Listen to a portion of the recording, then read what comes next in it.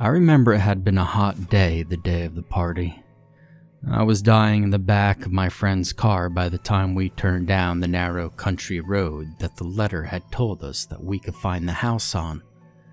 The street was decreed as Sodom Avenue by a battered wooden street sign with a bent stake. It was almost invisible in the gloom of the coming twilight, and the tiny wooded roads did not provide for placement of streetlights to light the night. We had been driving for 2 hours when finally the house marked 13 Sodom Ave came into view. It was a sullen-looking thing, tall and well-built, but suffering from the passage of time out in the sticks. Indeed, to the eyes of a 1950s city boy, this whole place seemed very alien and foreboding, not to mention a real drag. The sun had long since set behind the thick canopy of trees that made up the thick woods that surrounded the dark, narrow roads on both sides, giving me the feeling of being oddly trapped.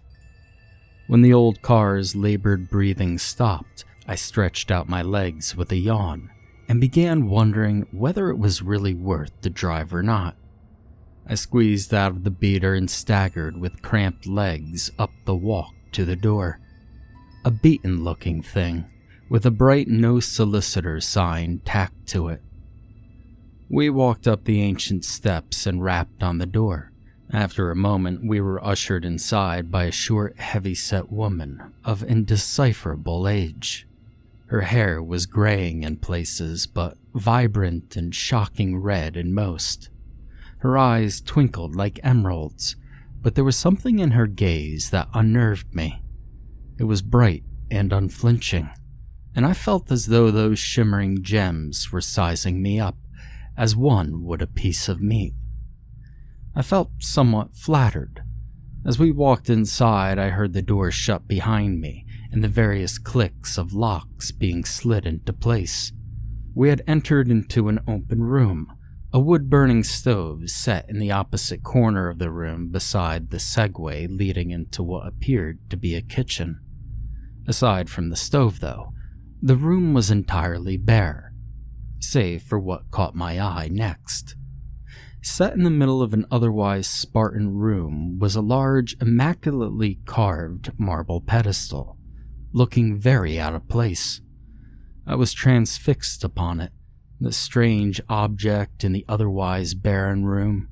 The base was inlaid with gold and silver, ending in a slab that appeared to be made of the purest crystal. However, my eyes were drawn away from this to rest upon what crowned the gaudy thing. Had I known what I know now, I would have smashed it to pieces were I able to. More likely, I would have run screaming from the place. There, set atop the garish pedestal, was a shimmering oval arch of some mineral unknown to me. It had the coloring of pure jade, but phantom traces of colors were alive within it, darting one way and then the next before leaving the arch entirely to dance within the crystal slab. The colors may have changed, but the shape they formed did not. A perfect circle set in the center of the arch. Wide, soft edges formed before dissipating, before reforming once again. But as I stared at this otherworldly obelisk, something happened that haunts me to this day. It blinked at me, a wave of color descending and rising over an orb of the purest red set at the oval center. In an instant, the woman who had admitted us to the party was joined by 2 others, both with the same fire-red hair with gray at the edges and the same piercing emerald eyes. They smiled placatingly, but the way they cast glances between me and the pedestal, along with the vice grip taken on my arm, gave truth to their thoughts. We were then led down into the basement, and as we descended, I checked my watch and saw that the hour had slipped to 9:30. As we reached the basement, however, all thoughts of the time and the strange obelisk were banished from my mind. The basement was lavishly painted pearl white and well furnished in stark contrast to the barren upstairs. At the room's head, a bulky air conditioner fought off the oppressive heat of summer. Off to the side was an immaculate wall-lining couch, pearl white leather in keeping with the room's decor. On the room's opposite side, there was a large TV, flicking through the channels as one of the guests perused the remotes. On either side of him were bubbling hot tubs, and set against the wall there was a sprawling bar, complete with a scantily clad attendant bearing the same haunting visage as the woman who'd brought us downstairs. As the woman from the door walked us to the couch, she handed each of us a masquerade mask. Mine was rather ornate, covering both eyes and much of the nose as well. Pristine white, trimmed in gold and lined with sapphires. It was easily the most expensive thing I'd ever worn. My friend was given a similar one, black and studded with rubies. We sat on the cushy couch and brandished the honeyed whiskey we had brought for the occasion. Cracking the cap, we began taking long, deep draws on the bottle. The room was crowded almost to capacity with people, some standing, some sitting, some talking, some dancing, some screwing in the hot tubs, and some smoking, and some even blowing down on the bar counter. With a shrug, we brandished the joint we had brought for the occasion and lit up as well. A moment later, the lights cut out, and loud music began booming through the room as heavy footsteps came traipsing down the stairs. Two more of the fiery-haired and jade-eyed hosts had joined the ones from upstairs, men wearing little but carrying a great weight on their broad shoulders. They smiled and settled the massive ornate white bowl down on the bar counter. It appeared to be carved from the same marble and crystal the obelisk above was, sporting the same phantom lights that formed otherworldly characters and symbols before disappearing and forming something new. The contents were an almost luminescent pink, with slices of strange red fruit floating inside. And for a moment, I thought I could see a trace of that same eye that topped the obelisk upstairs, before vanishing. As they'd set the wine bowl down, a massive bedspread descended from the bare wall to the right, and the red-haired woman and men were suddenly very nude and prostrate upon it, beckoning to all in sight with a hungry smile on their full lips. Whereas the other guests flocked to the wine and to the bed, I was content to nurse the bottle we had brought, already feeling a strong, heady buzz coming on between the whiskey and the weed. Besides that, something in those lusty smiles and overeager eyes banished all thoughts of sex from my mind. My friend tapped me on the shoulder and passed what was left of our joint before jumping to his feet to make his way over to the bar counter. The fishbowl wine, and the mass of lusty people leaping upon the bed to join their hosts. Now, I might have joined them if it were not for the fact that earlier in the week I had ended a particularly difficult relationship, and for the time being, I was happy enough to pass on the carnal pleasures offered at the party in favor of the intoxicating ones. Subconsciously, those hosting the party filled me with a sense of dread. Something in the way they gazed at me and doted on the guest's every desire filled me with a fear and suspicion that only a scorned lover could feel. Another glance at my watch revealed that the time had slurred together into a hazy blur, and that the hour now stood at 20 minutes to midnight. As the J burned down, I took another long pull on the honeyed whiskey, taking solace in the burn within my throat and the fire in my stomach. And not long afterwards, the sounds and smells of fervent lovemaking began to overtake that weed and the music, and I felt vastly uncomfortable. That, along with an urgency in my bladder, made me rise and ascend the stairs to the house. As I tried the door, I found that what had appeared to be wood was actually just paneled steel, and that it was locked. Try as I might to open it, the door was heavy and unyielding until the sound of a heavy bolt being thrown echoed from the other side.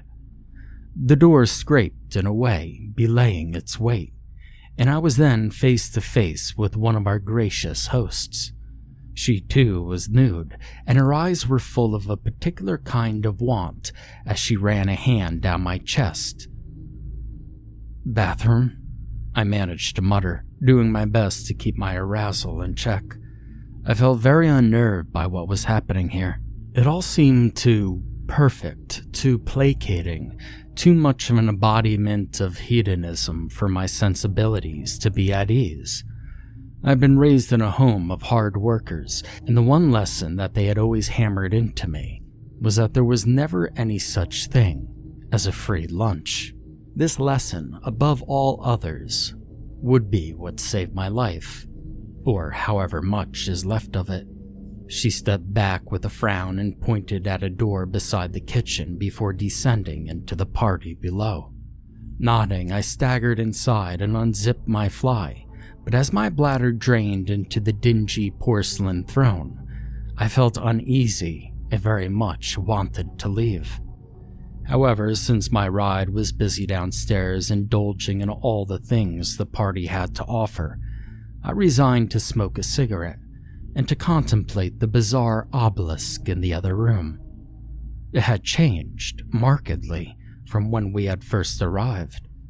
The formerly clear crystal had taken on a dark red hue, as had the jade arch that crowned it. No more colors danced within, only a murky blackness that shifted and whirled.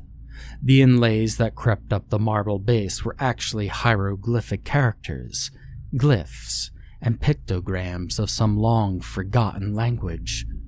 They glowed with a faint red hue, and I was compelled to lay a hand upon the thing. As my hand descended, my watch clicked several times, informing me that midnight had struck. Suddenly, the obelisk flared with some eldritch energy, and the eye I'd seen before appeared. No longer a faint light, but a massive orb crackling with untold powers. I felt its presence in my mind before images flashed through my conscious, dropping me to my knees. I saw untold eons pass in moments. Civilizations rose and fell. Men and their gods came and went. But whatever resided within that obelisk and crystal offering bowl remained, as it always had and as it always would. I saw people flock to it over the ages, offering up sacrifices of livestock at first, until that was no longer enough. Then they began offering it the blood of travelers and vagabonds, each sacrifice making them stronger, more beautiful, bestowing fiery red hair and piercing green eyes upon them, along with inhuman longevity.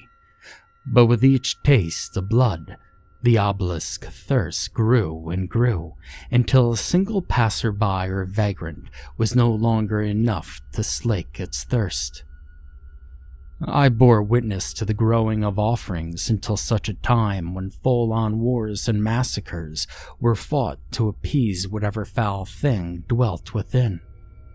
And then came the purge, the rooting out and killing of its followers until few remained, and those that did were hurried to the point of endangering their idol and whatever eldritch horror resided there. It was then that they became more clever. No more could they hunt their prey so openly.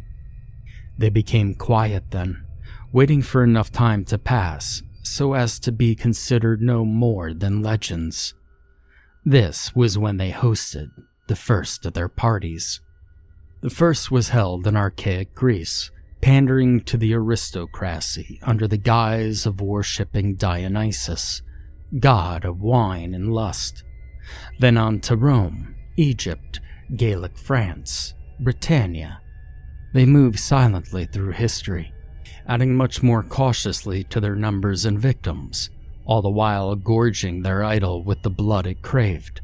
I saw centuries flip by like the passing of sand in an hourglass, All the while the parties continued, the pattern of reaping the unsuspecting fools who had attended and partaken of the many vices offered by their red-haired hosts, continuing unbroken. Then came the Inquisition, and once more they were hunted and harrowed until they fled across the sea to the New World, beginning in New Amsterdam. This time, they were far more cautious, avoiding crowded cityscapes and the attention that would bring.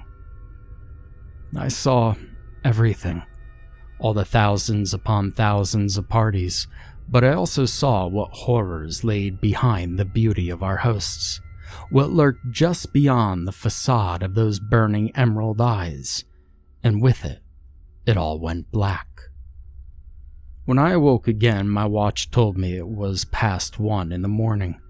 I picked myself up slowly, and for a few minutes I could not recall what had happened, but then it all came rushing back to me, the visions that had flooded before me, the countless parties and the brutal end of those attending.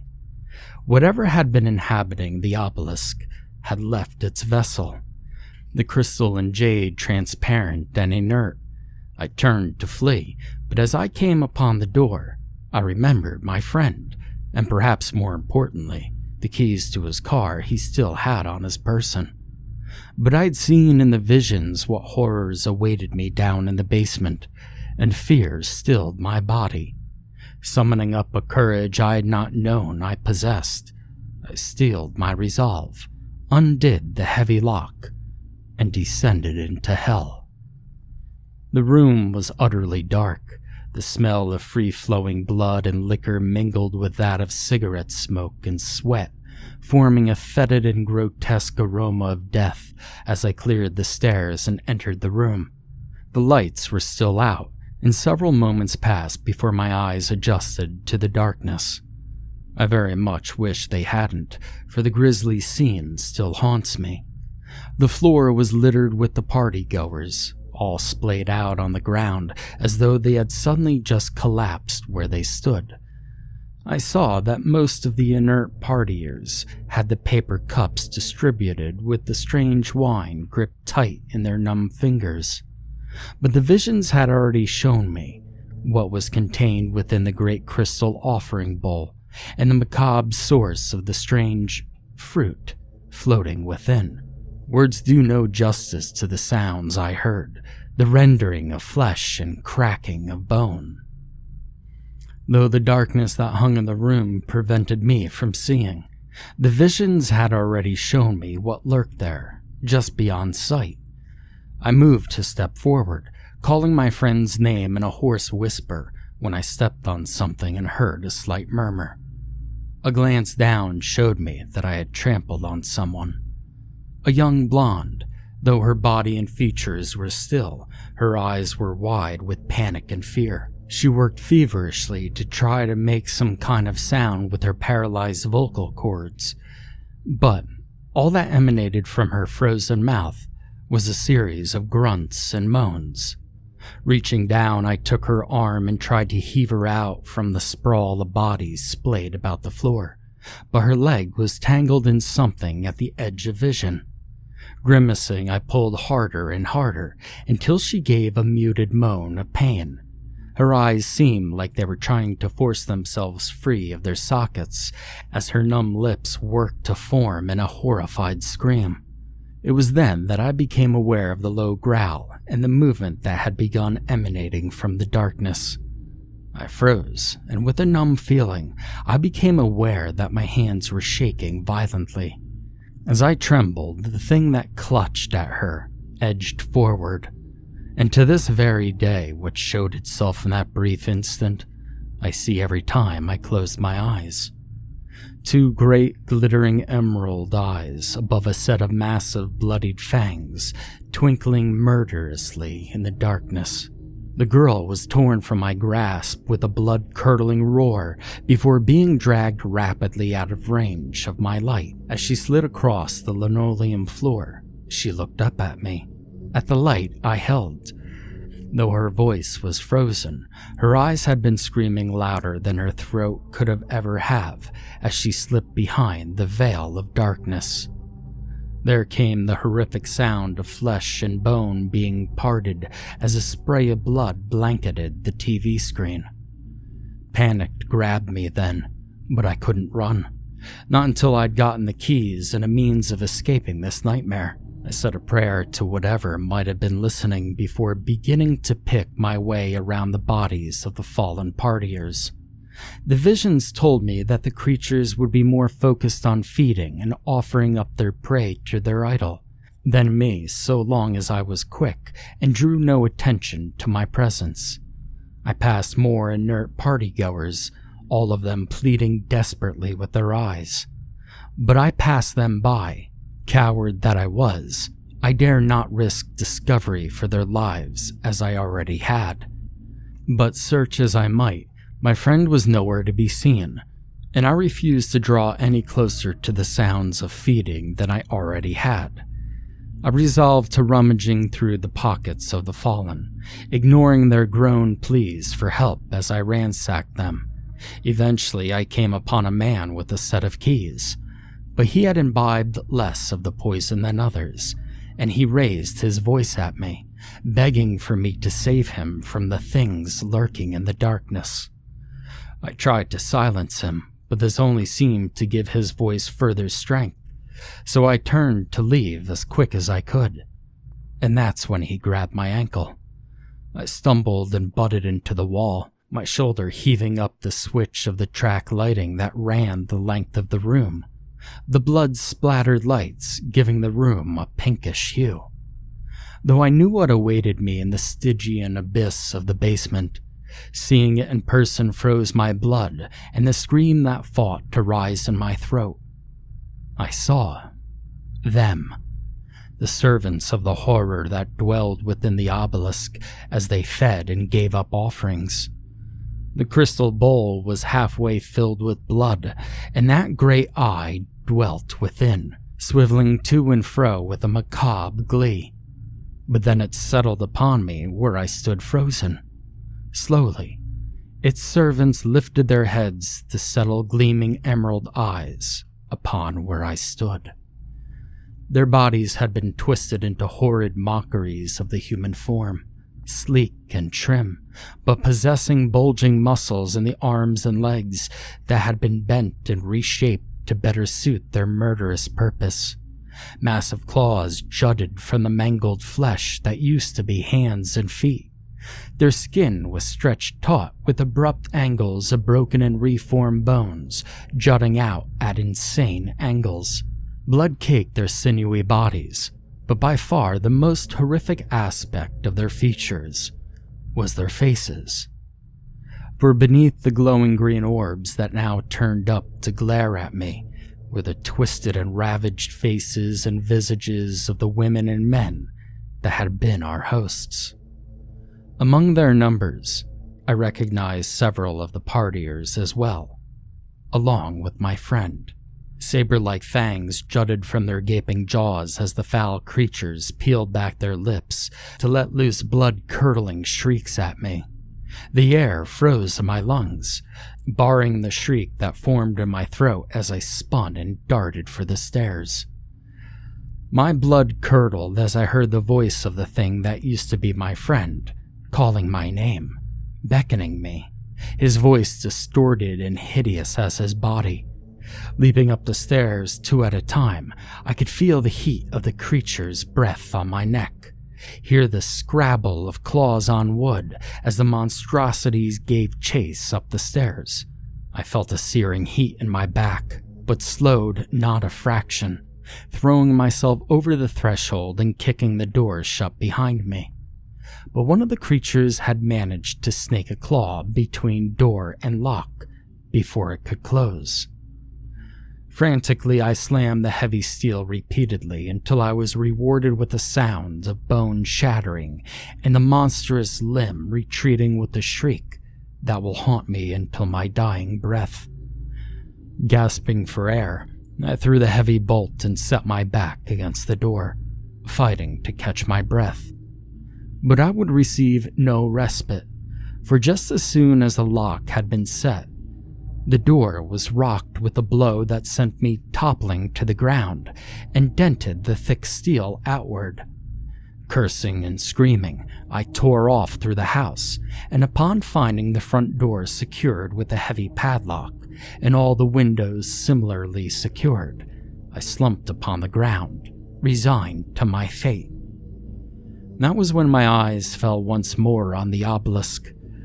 As the pounding on the door reached a fever pitch, I was transfixed upon the jade and crystal, which once more seemed to be possessed by whatever force compelled these abominations.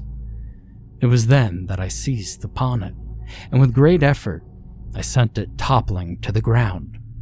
Within my mind there came a screeching agony the likes of which no earthly force could reproduce as the delicate crystal shattered upon the ground. The pain intensified, and once more visions flashed before my stricken eyes. A cacophony of hellish shrieks from below cleared the visions from my mind and sent me staggering forwards, towards the kitchen. Within were hundreds of bottles of alcohol, and with a single-minded purpose, I began emptying them all through the house, pouring it beneath the doorway and upon the beasts raging within.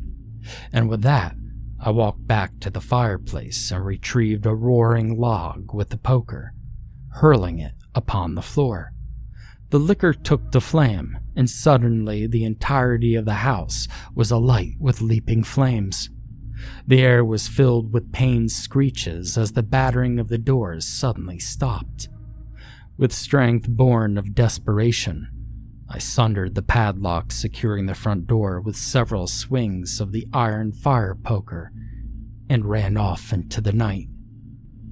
For a long period of time afterwards, I questioned my sanity as any sane person would after experiencing what I had. But the blood on my shoes was real, as was the long, vicious slash across my back from where the creatures had raked me with their claws. No matter how many times I told myself it was just a bad trip or nightmare, the damned blood on my sneakers stared back at me, telling me the eldritch horror I had borne witness to was all too real. I know now that the creatures I encountered that night were not content to let me be. Whether those that I encountered that night perished in the inferno or not, I know I am not safe, for the visions that flashed through my mind as the obelisk and its crystal shattered upon the floor showed me the truth, that there was not one, but hundreds of obelisks, all strewn across the world that believed that there was nothing lurking in the darkness, each with multitudes of nightmarish creatures in its thrall. And now, I am known to them. I know their secrets, and that makes me a threat. I fled my friends and family soon after that night to the far-flung corners of the earth, but I see them when I go out, people with piercing stares and glittering emerald eyes appearing out of a crowd. They follow me, always just a few steps behind, in another crowd, perhaps riding in a passing taxi. They don't dare attack me out in the open, but I fear the day is coming soon where there will be nowhere left to turn, and there will come a knock at my door at some late hour, or a savage shriek coming from my home or work, and there, in the dead of night, will be those glowing green eyes and blood-stained fangs. And know that they have finally come for me, to collect what I escaped with all those years ago, at that god-forsaken party.